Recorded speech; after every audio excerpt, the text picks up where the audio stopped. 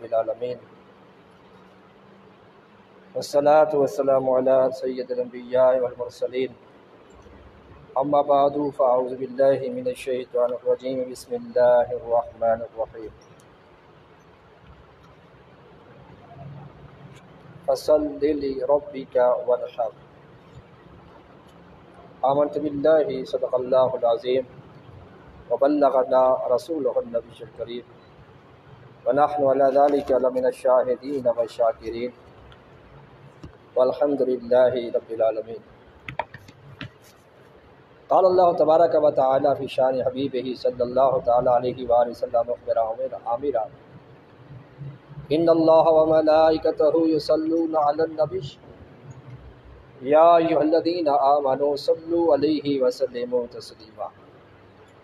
درود پاک بآواز بلند الصلاۃ والسلام علیک یا سیدی یا رسول اللہ وعلی آلک وصحابک یا حبیب اللہ، الصلاۃ والسلام علیک یا نبی اللہ وعلی آلک وصحابک یا نور اللہ۔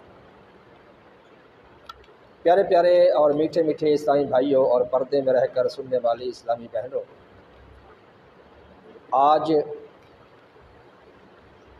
ذوالقعدۃ الحرام شریف 1444 سنہ ہجری کی 22 تاریخ ہے،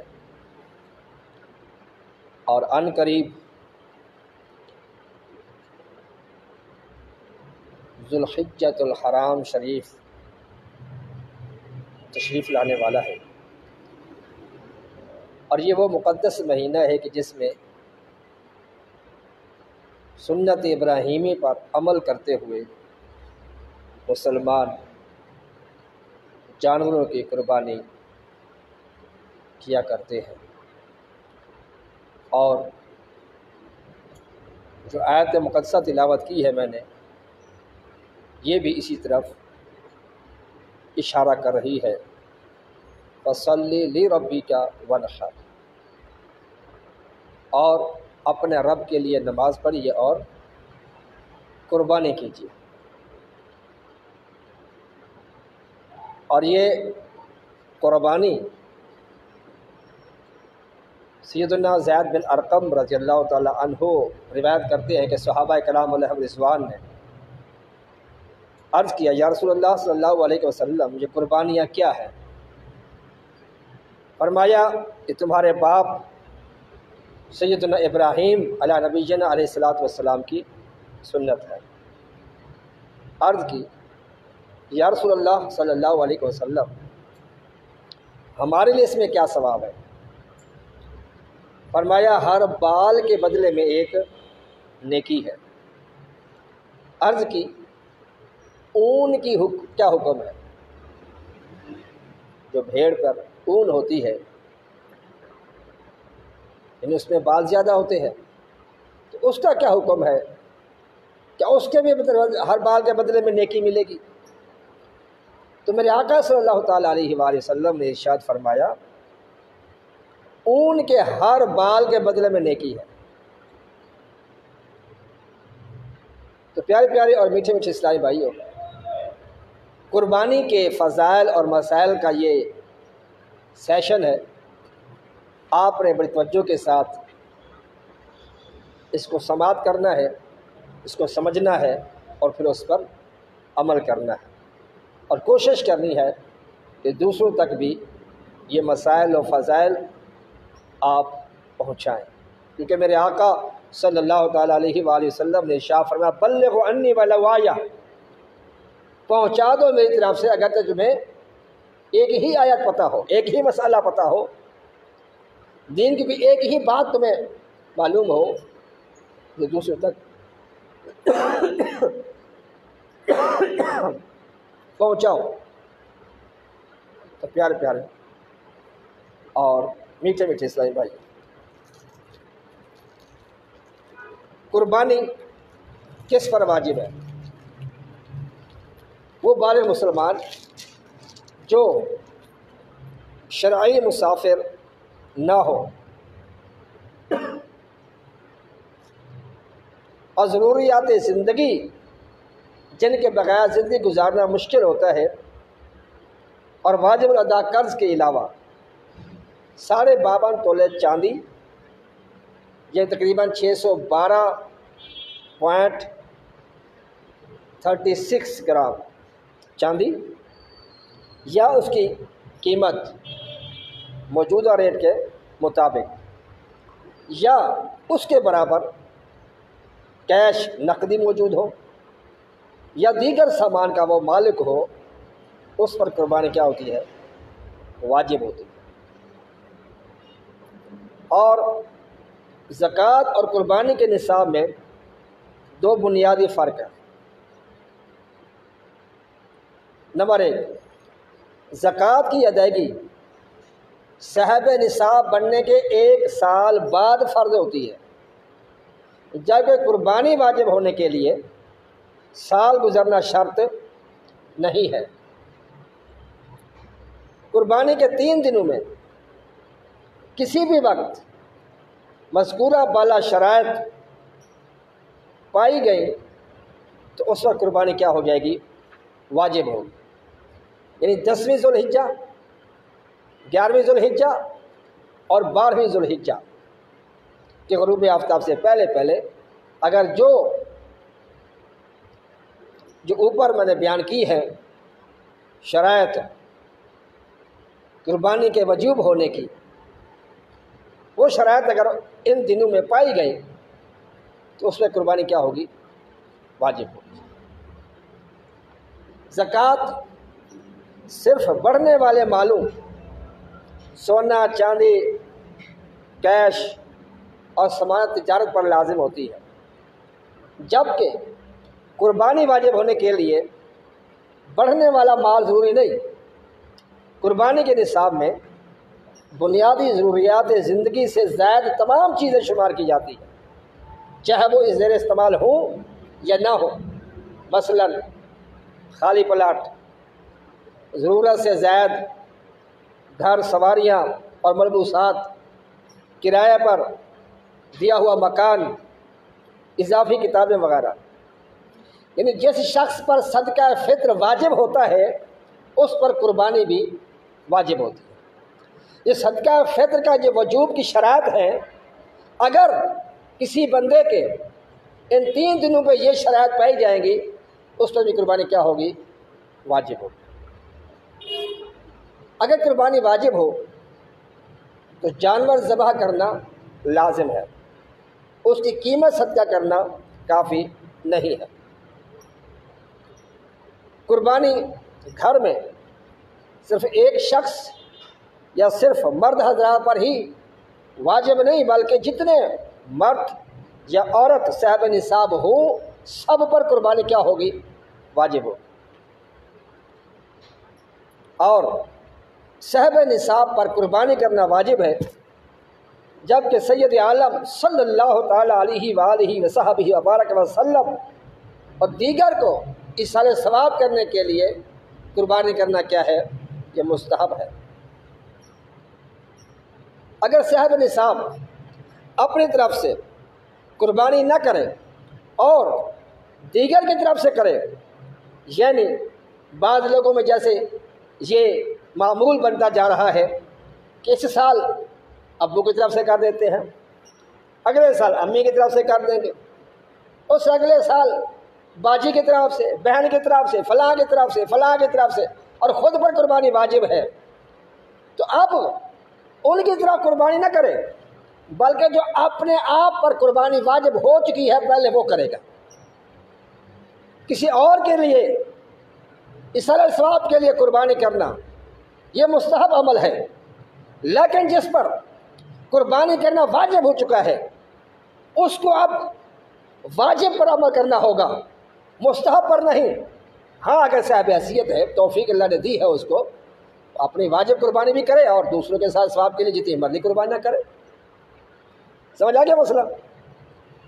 جو شخص صاحب نصاب ہے مگر وقتی طور پر اس کے پاس نقد کیش موجود نہیں ہے، نقد رقم اس کے پاس موجود نہیں ہے، اب کیا کرے؟ اور اب اس کو یہ چاہیے کہ وہ قرض لے کر قربانی کرے، جس شخص نے قربانی کی منت مانی ہو اس پر ہر صورت میں قربانی واجب ہے، اگرچہ وہ صاحب نصاب نہ ہو۔ جس نے قربانی کرنے کی منت مانی ہو اب اس کو قربانی کرنے کا ہو جائے گا، واجب ہو جائے گا۔ جس شخص پر گزشتہ سالوں میں قربانی واجب تھی، پچھلے سال بھی واجب تھی، اسے پچھلے سال بھی واجب تھی، نہیں کی قربانی اس نے،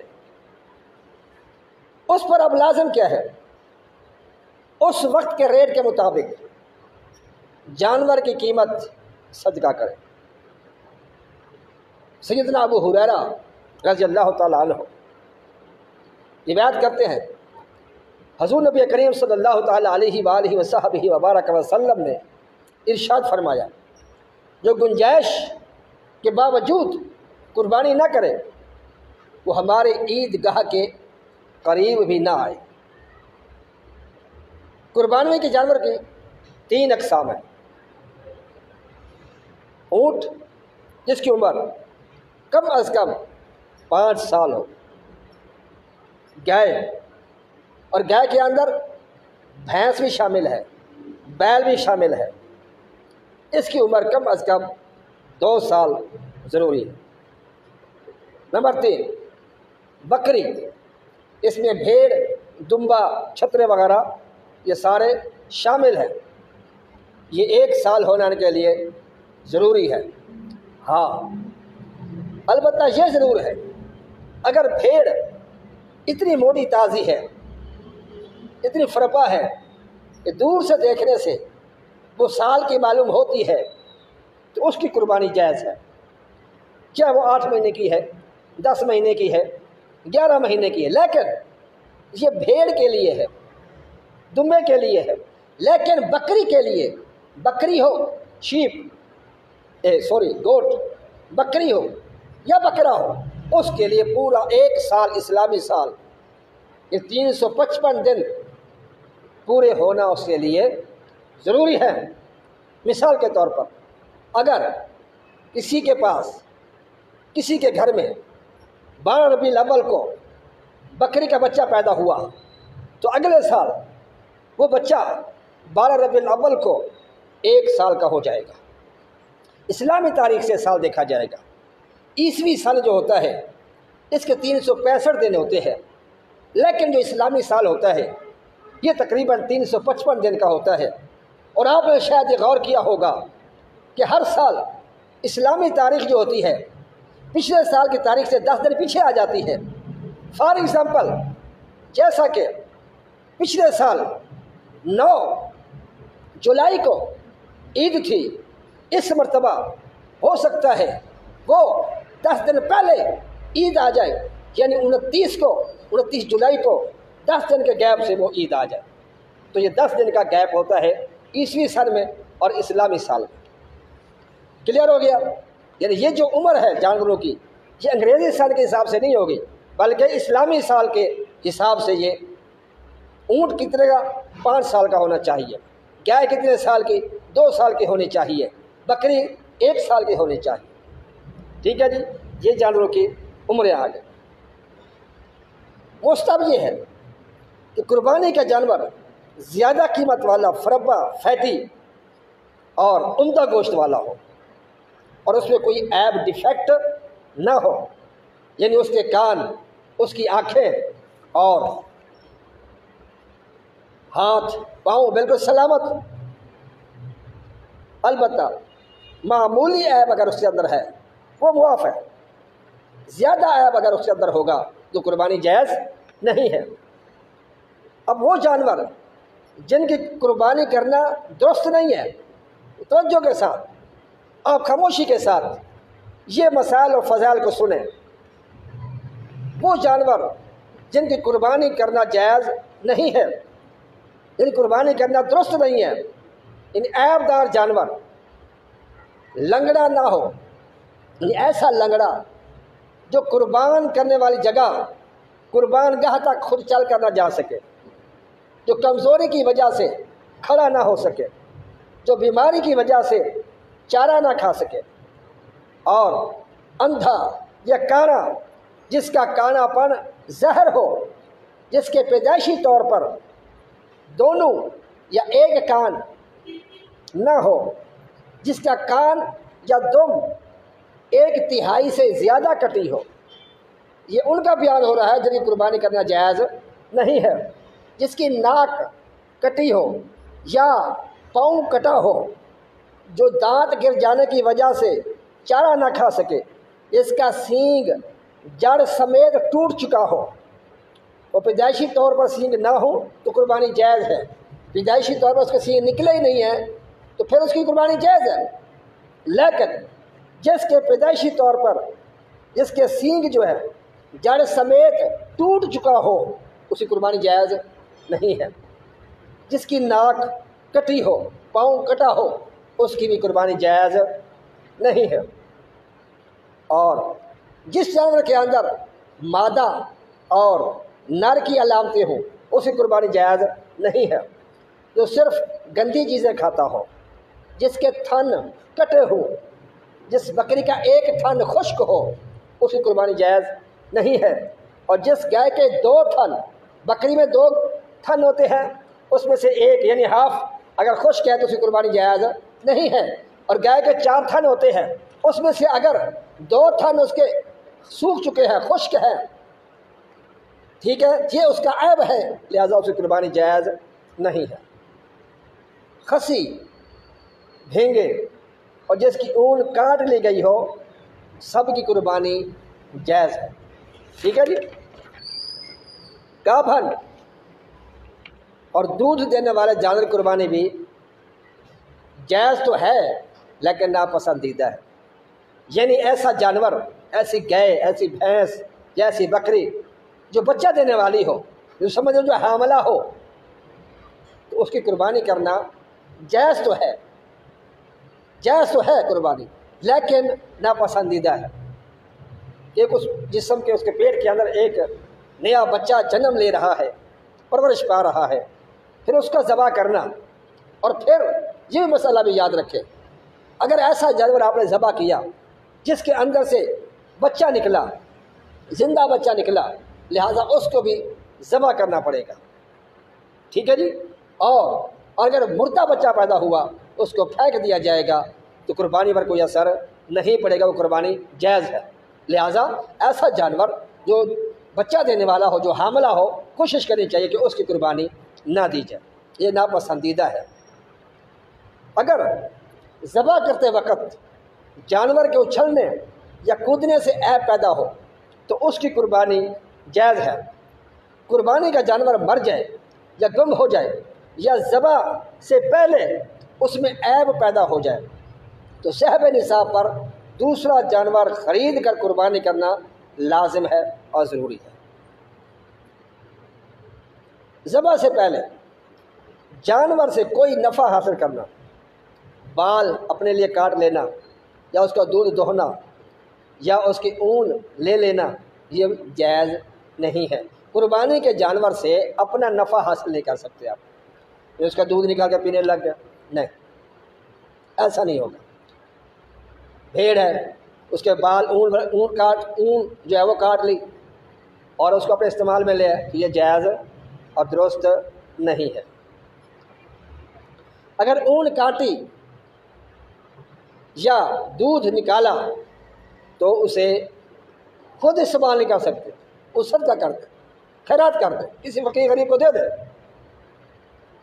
لہذا قربانی کا جانور قابل تعظیم ہے، اس پر سواری کرنا بھی منع کیا گیا ہے، اور یہ اللہ تعالیٰ نے قربانی کے جانور کو اپنی نشانی میں سے ایک نشانی قرار دیا۔ بکری کی قربانی، بکری کی قربانی ایک شخص کی طرف سے کافی ہے،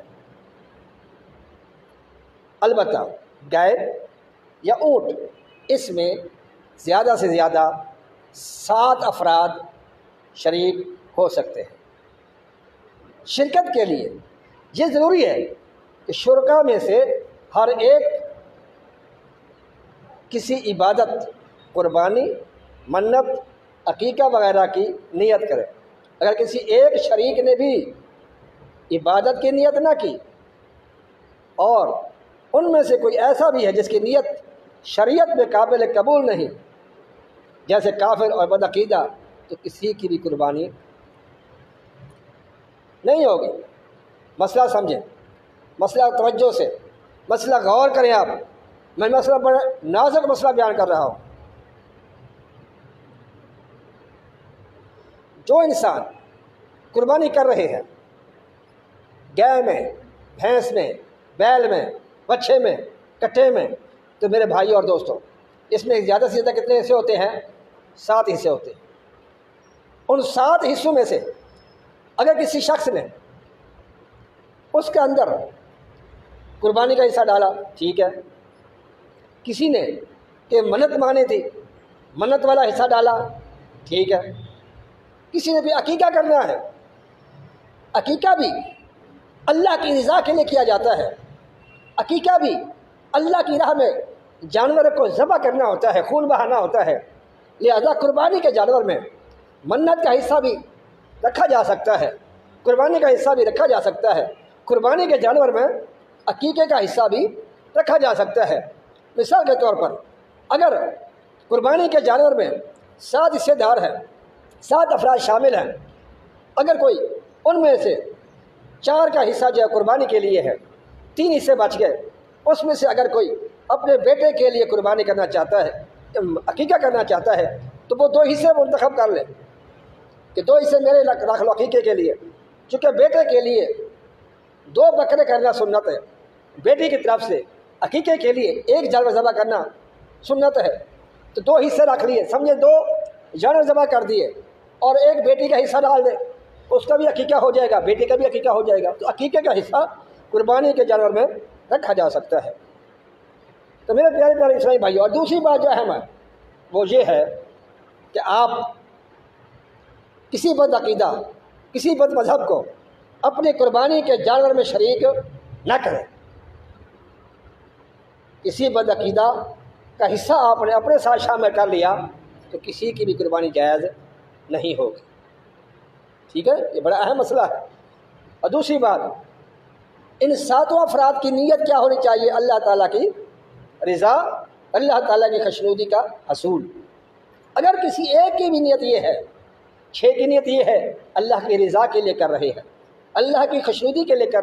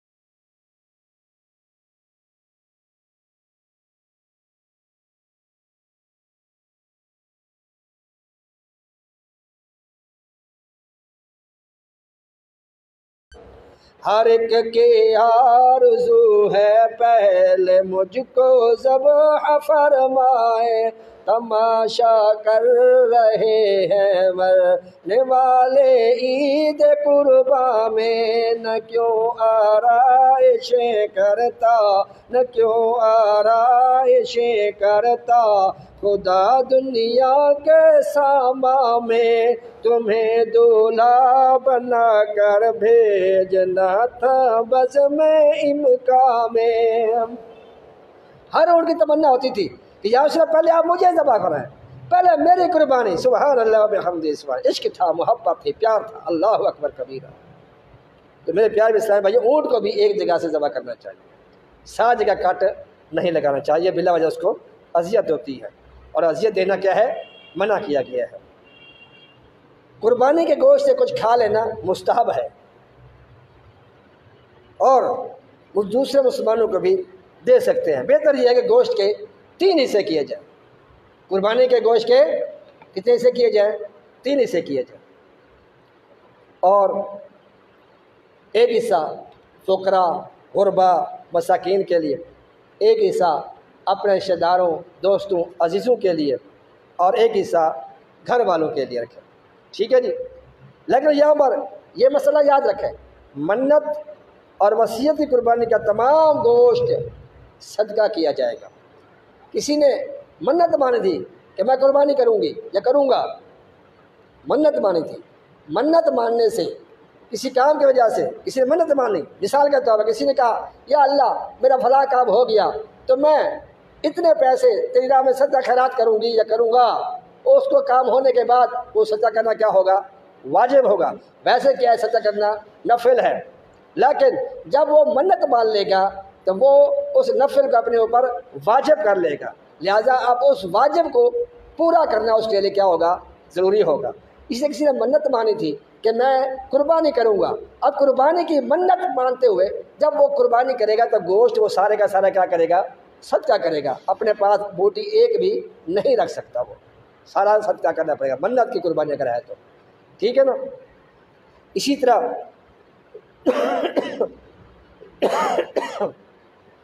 کسی نے کوئی وصیت کی تھی اور وصیت کی قربانی جو ہے وہ بھی اسی طرح صدقہ خیرات کی جائے گی۔ قربانی کی کھال اور دیگر اضافی چیزیں اوپر ڈالنے والا جو ہوتا ہے وہ کپڑا، رسی، گلے کا ہار وغیرہ کسی بھی نیک کام کے لیے صدقہ کریں اور خود بھی استعمال کر سکتے ہیں۔ البتہ قربانی کی کوئی چیز اپنے استعمال کے لیے بیچنا، یعنی کھال ہے، قربانی کے جمع کھال بیچ کر اس کی رقم جو ہے وہ اپنے اوپر استعمال کرنا جائز نہیں ہے، لیکن قربانی کے جانور کی کھال اپنے لیے استعمال کرنا وہ جائز ہے۔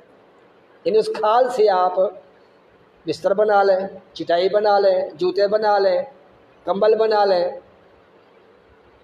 تشکیزہ بنا لیں، ٹھیک ہے جی، وہ ٹھیک ہے، لیکن اس کھال کو بیچ کر جو رقم ملی آپ کو وہ رقم آپ اپنے اوپر استعمال نہیں کر سکتے، وہ کیا کرنا پڑے گا؟ صدقہ کرنا پڑے گا، کسی اور کو دینا پڑے گا، ٹھیک ہو گیا جی۔ اسی طرح مدرسوں میں دی جاتی ہے کھال، مسجدوں میں دی جاتی ہے، اچھی بات ہے، دینی چاہیے، غربا مساکین کی مدد کرنی چاہیے، ٹھیک ہے جی۔ اور یہ بھی یاد رکھیں بعض جگہوں پہ ایسا ہوتا ہے کہ جو کسائی حضرات ہوتے ہیں، قصاب، جان ذبح کرنے والے، تو ان کی اجرت کے طور پر کھال دی جاتی ہے، تو ان کو اجرت کے طور پر بھی کھال دینا جائز نہیں ہے۔ اگر وہ غریب ہے، مسکین ہے، تو اس کو آپ ویسے دے دیں جیسے اور کسی غریب کو دیتے ہیں کھال وغیرہ یا اس کی رقم وغیرہ، وہ اور طریقے سے آپ دے سکتے ہیں، لیکن اجرت کے طور پر قربانی کی کھال اس کو نہیں دے سکتے، ٹھیک ہے جی۔ اور آج کل تو ویسے ہی کھالوں کے ریٹ ہی نہیں ہے، یہ چند سالوں سے جو وہ تقریباً 8-10 سال ہو رہے ہیں کہ قربانی کھالوں کے ریٹ انہوں نے جو ہے ویسے اللہ بہتر جانتا کیا ہوا۔ جب قربانی کا جانور 1.25 لاکھ 1.5 لاکھ کا، اور کھال کتنے کی؟ 2-3 ہزار کی، اور کہاں 10-12 ہزار کی کھال بکتی تھی۔ یقین کریں چند سالوں سے لوگ چھوٹی کھال لیتے ہی نہیں ہیں، اور میں تو الحمدللہ کئی سالوں سے آپ یہ چھوڑ چکا ہوں کھال اکٹھی کرنا۔ ہاں کوئی اسلامی بھائی دے دیتے تو ایک علیحدہ بات ہے، لیکن میں جمع کرنا یا کہنا کسی کو کھالوں کے لیے وہ میں آپ کئی سالوں سے چھوڑ چکا ہوں، ترک کر چکا ہوں، ٹھیک ہے جی۔ تو بہرحال تو آپ اپنی طرف سے اس کو بھیجیے، کسی غریب مسکین کو رقم جو ہے وہ پہنچا دیا کر، ٹھیک ہے. ہاں مدارس میں یا ایسی مسجدوں میں جہاں غریب امام ہے تو اس کو پہنچا دیں آپ، تاکہ اس کا اس موقع میں کچھ نہ کچھ بھلا ہو جائے. بلکہ میں یہاں پر ضمن کی بات کر دوں، ایسا موقع ہے کہ ہم لوگ اب کھا لیں تو ریٹ تو گر گیا، تو ہمیں چاہیے کہ ہم قربانی کے موقع پر، چھوٹی عید پر کیا ہوتا ہے ماشاءاللہ لوگ مدد کرتے ہیں، تعاون کرتے ہیں، عیدی گفٹ تحفے دیتے ہیں. عید کے موقع پر رمضان شریف میں لوگ کو بھی سوٹ دے دیا، کبھی عیدی دے دی، کبھی کچھ اس سلسلہ ہوتا ہے چھوٹی کے حوالے سے. یعنی امام صاحبان کے حوالے سے میں بات کر رہا ہوں، قاری حضرات کے بارے میں. اس طرح بڑی عید پر کوئی نہیں پوچھتا، سارے قربانی میں مصروف ہوتے ہیں.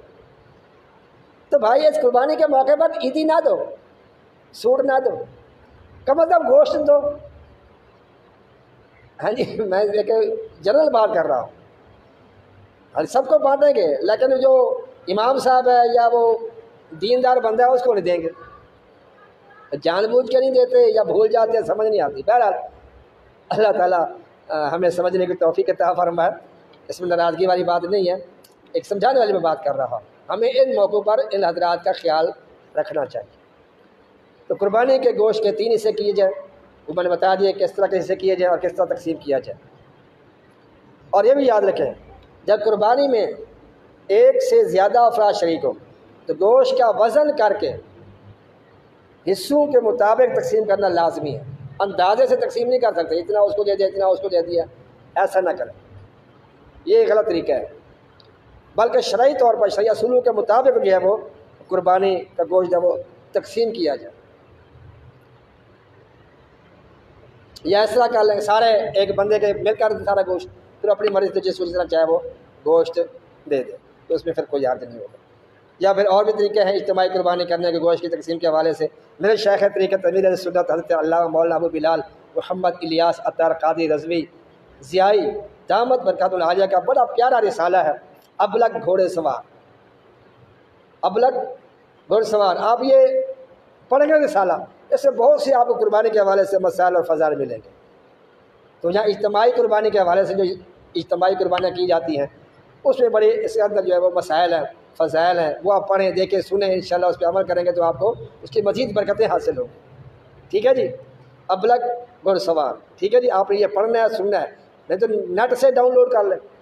دعوت اسلامی کی جو ویب سائٹ ہے www.dawatislami.net، وہاں پہ چلے جائیں، آپ کو وہاں سے آپ کو لٹریچر سارا مل جائے گا، آپ کو بکس مل جائیں گی، آپ کو رسائل مل جائیں گے، آپ کو ڈاؤن لوڈ کر اس کو پڑھیں، اس پہ عمل کریں. ٹھیک ہے جی. تو پیارے اسلامی بھائیوں، ابلغ گھوڑے سوار یہ آپ نے لازمی پڑھنا سننا ہے. ٹھیک ہے جی. تو جانوروں کی کچھ ہی چیزیں ہیں تو جو کھانا جائز نہیں، تو کون کون سی ہے؟ بڑی توجہ کے ساتھ آپ سماعت کریں. حلال جانوروں کی یہ چیزیں کھانا جائز نہیں ہے: خون، پتا، مثانہ اور علامات نر اور مادہ، کپورے، قدود، حرام مغز، گردن کے پٹھے، اوجھڑی، آنتیں وغیرہ. مزید تفصیل اگر آپ نے پڑھنی ہو دیکھنی ہو تو وہ فتاوی رضویہ سیدی اعلیٰ حضرت الشیخ امام احمد رضا خان علیہ رحمۃ الرحمان کا فتاوی رضویہ جو ہے اس کی جلد نمبر 20 صفحہ نمبر 240 اس کا مطالعہ کریں، آپ کو بہت سی معلومات اس سے جو ہے وہ حاصل ہو جائیں گے. تو پیارے پیارے اور میٹھے میٹھے اسلامی بھائیوں، یہ کچھ مسائل تھے، کچھ فضائل تھے. میں نے ضروری سمجھا کہ قربانی کا مقدس مہینہ تشریف لانے والا ہے تو آپ اس کو جو ہے وہ توجہ کریں، اس پر مسائل کو سیکھ لیں. اور تو ذوالحجۃ الحرام کی فضیلت میں تو بے شمار حدیث موجود ہیں. حضرت سفیان ثوری رحمۃ اللہ علیہ ایک مرتبہ بصرہ کے قبرستان سے گزر رہے تھے تو آپ کی نظر ایک قبر پر پڑی کہ قبر کے اندر سے نور کی شعاعیں نکل رہی تھیں، یعنی نور سے وہ بھری ہوئی تھی قبر، اور باہر باہر شعاعیں نکل رہی ہے نور کی. بڑے حیران ہوئے، تعجب کیا آپ نے کہ کسی اللہ کے نیک بندے کا یہ قبر ہے کہ نور نکل رہا ہے وہاں سے. تو غیب سے واضح اے سفیان ثوری رحمۃ اللہ علیہ، اگر تم بھی ذوالحجۃ الحرام کے ابتدائی 9 دن روزے رکھو گے تو تمہاری قبر سے بھی ایسے نور کی شعائیں نکلیں گی۔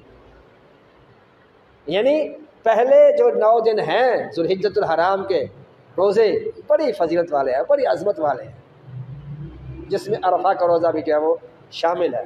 روایت میں آتا ہے کہ جس نے ایک دن کا روزہ رکھا، ذوالحجۃ الحرام کا ایک دن کا روزہ رکھا، اللہ تعالیٰ اس کے لیے جنت میں ایک درخت لگاتا ہے، اس کا پھل انار سے چھوٹا، سیب سے بڑا، شہد سے میٹھا اور خوش ذائقہ ہوگا۔ اور روایت میں آتا ہے جس نے پہلی ذوالحجۃ الحرام کا روزہ رکھا، پہلی ذوالحجۃ الحرام کا روزہ رکھا، تو پہلی ذوالحجۃ الحرام جو ہے اس مرتبہ وہ آ رہی ہے 20 تاریخ، 20 جون بروز منگل،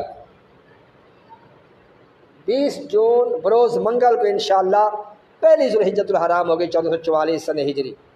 تو کوشش کریں 20 جون کو پہلی ذوالحجہ کا روزہ رکھیں، کیونکہ امید یہی ہے کہ عید الاضحیٰ اس سال 1444 سنہ ہجری میں انشاءاللہ یہ عید الاضحیٰ جو ہوگی وہ 29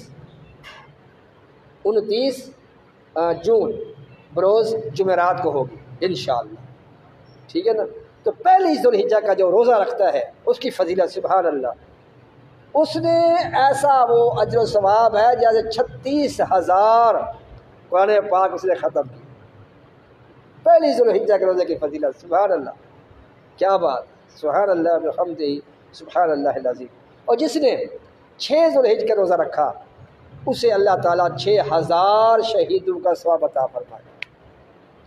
کتنا پیارا پیارا یہ مہینہ، الحمدللہ میرے شیخ طریقت امیر سنت ان مقدس راتوں میں آپ مدنی مذاکرہ لائیو فرماتے ہیں اور سوالات کے جوابات سے لوگوں کے دلوں کو منور فرماتے ہیں، پیارے پیارے میٹھے اسلامی بھائیوں۔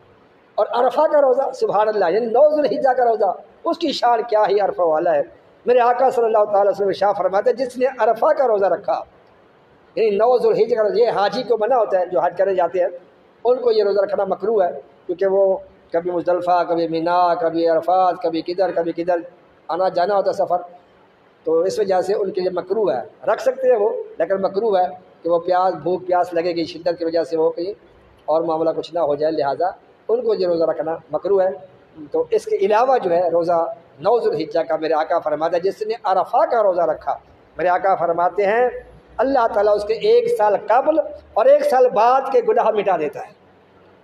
تو 9 ذوالحجۃ الحرام کا ابھی روزہ رکھیں، ٹھیک ہے جی۔ تو پیارے اسلامی بھائیو، ہمارے یہاں پاکستان کے شہر پنجاب صوبہ کے شہر لاہور کے اندر مرکز الاولیاء میں جو سحری کا وقت ہے نا، اس سال 1444 سنہ ہجری کے ذوالحجہ کی 1 ذوالحجہ سے 9 ذوالحجہ تک اس کا ٹائم جو ہے وہ 3:15 بجے تک ہے۔ یعنی ہمارے لاہور کا ٹائم بتا رہا ہوں سحری کا، کہ لاہور میں رہنے والے ہمارے اسلامی بھائی اس سال 1444 سنہ ہجری بمطابق 2023 اس میں لاہور میں سحری کا جو آخری وقت ہے وہ ہے 3:15 بجے، 3:15 سے پہلے آپ سحری کر لیں، ٹھیک ہے جی۔ یہ لاہور کا میں آپ کو ٹائم بتا رہا ہوں سحری کا اختتام کا۔ کوشش کریں کہ آپ ذوالحجۃ الحرام کے پہلے 9 دن روزے پورے رکھیں، 9 تاریخ تک، یعنی 9 روزے رکھیں، نہیں تو کم از کم پہلی کا، چھٹی کا اور 9ویں کا، یہ 3 روزے تو لازمی رکھنے ہیں انشاءاللہ۔ رکھیں گے نا آپ؟ کیوں بھائی؟ ماشاءاللہ عثمان بھٹی صاحب راجپوت صاحب مجھے دیکھ رہے ہیں، اللہ خوش رکھے، اللہ ان کو برکتیں دے۔ انشاءاللہ سب روزے رکھیں گے، کم از کم 3 روزے رکھیں گے جی، پہلی کا، چھٹی کا اور 9ویں کا، ٹھیک ہے جی۔ انشاءاللہ یہ روزے رکھیں گے تو انشاءاللہ بہت ہی آپ کو برکتیں حاصل ہوگی۔ تو ہمارے لاہور میں جو سحری کا آخری وقت ہے وہ کیا ہے اس سال؟ وہ ہے 3:15 3:15 سے پہلے آپ سحری مکمل کر لیں، ٹھیک ہے جی۔ تو اسی طرح جو پہلی 10 راتوں میں عشاء کی نماز کے بعد 2 نفل پڑھتا ہے، اس میں 2 رکعت پڑھنی ہے آپ نے، عشاء کی نماز کے بعد 2 رکعت نفل پڑھنے ہیں۔ اس میں ہر رکعت میں الحمد شریف کے بعد سورۃ تکاثر، الہاکم التکاثر، سورۃ الکوثر، انا اعطیناک الکوثر اور کل شریف، قل هو اللہ احد، یہ 3 صورتیں عشاء کی نماز کے بعد 2 نفل پڑھنے ہیں، اور دونوں رکعتوں میں الحمد شریف کے بعد یہ تین صورتیں، سورۃ تکاثر، سورۃ الکوثر اور کل شریف، یہ تینوں صورتیں تین مرتبہ پڑھیں، اللہ تعالیٰ اسے ہر بال کے بدلے میں 1000 نیکی عطا فرماتا ہے۔ کتنا پیارا ثواب یار، کتنی نیکیاں اللہ تعالیٰ عطا فرماتا ہے۔ رحمت حق بہا نہ مٹ ہو جاتا، رحمت حق بہا نہ مٹ ہو جاتا۔ تو پیارے پیارے اور میرے میٹھے میٹھے اسلامی بھائیوں، یہ ذوالحجۃ یار کی برکتیں ہیں، اس کی فضیلتیں ہیں۔ اور ایک اہم مسئلہ، 9 ذوالحجۃ الحرام کی نماز فجر سے لے کر 13ویں ذوالحجۃ الحرام کی نماز عصر تک ہر فرض نماز کے بعد تکبیرات تشریق کہنا، یعنی اللہ اکبر لا الہ الا اللہ واللہ اکبر وللہ الحمد، ایک مرتبہ بلند آواز سے کہنا کیا ہے؟ یہ واجب ہے۔ 3 مرتبہ کہنا یہ سنت ہے، ٹھیک ہے نا؟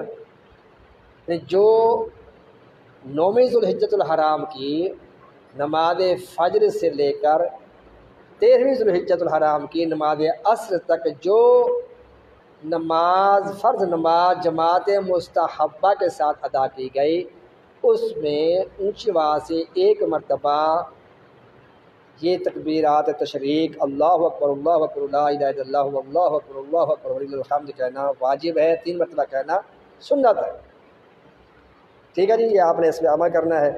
اور اس کے بعد بھی الحمدللہ یہ عید والے دن بھی خصوصی وظیفہ ہم یہ بتایا کرتے ہیں، عیدین کا تحفہ جو ہوتا ہے، عید کا تحفہ جو ہوتا ہے وہ چھوٹی عید ہو یا بڑی عید ہو، عید کی نماز کے بعد 300 مرتبہ یہ وظیفہ پڑھنا ہوتا ہے، سبحان اللہ و بحمدہ، سبحان اللہ و بحمدہ، یہ 4-5 منٹ لگتے ہیں بس۔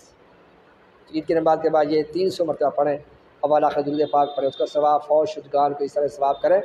تو مکاشفۃ القلوب کے اندر امام غزالی رحمۃ اللہ فرماتے ہیں کہ اللہ تعالیٰ ہر قبر میں 1000 انوار داخل فرماتا ہے، اور پڑھنے والا دنیا سے جائے گا، اس کا انتقال ہوگا تو اس کی قبر میں بھی 1000 انوار داخل کیے جائیں گے۔ بڑا مختصر وظیفہ ہے، مسجد میں پڑھا جاتا ہے الحمدللہ، ہمارے مسجد میں تو کئی سالوں سے پڑھا جاتا ہے الحمدللہ۔ کوشش کیا کریں عید کی نماز کے بعد یہ وظیفہ سبحان اللہ و بحمدہ سبحان اللہ العظیم ضرور پڑھا کریں۔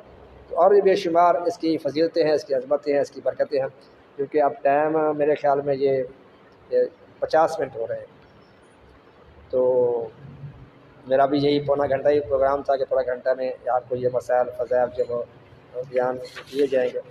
تو یہ پرچہ الحمدللہ یہ دیکھ رہے ہیں، جو پرچہ چھپا ہوا ہے الحمدللہ قربانی کے مسائل و فضائل کے حوالے سے، یہ میں اپلوڈ بھی کر دوں گا، اور انشاءاللہ آپ اس کو سمجھیں گے، پڑھیں گے، دیکھیں گے تو انشاءاللہ آپ کو بہت یہ فائدہ دے گا۔ انشاءاللہ آپ انشاءاللہ یہ میں اپلوڈ کر دوں گا، آپ نے اس کو پڑھنا ہے، دیکھنا ہے، اور کوشش کریں کہ آپ یہ جو باتیں آپ کو میں نے گوش گزار کی ہیں آپ اس پر عمل کریں اور دوسروں کو بتائیں۔ آپ عمل کریں گے، دوسرے عمل کریں گے تو انشاءاللہ اس کا فائدہ آپ کو بھی ہوگا، مجھے بھی ہوگا، اور سب کو ہوگا۔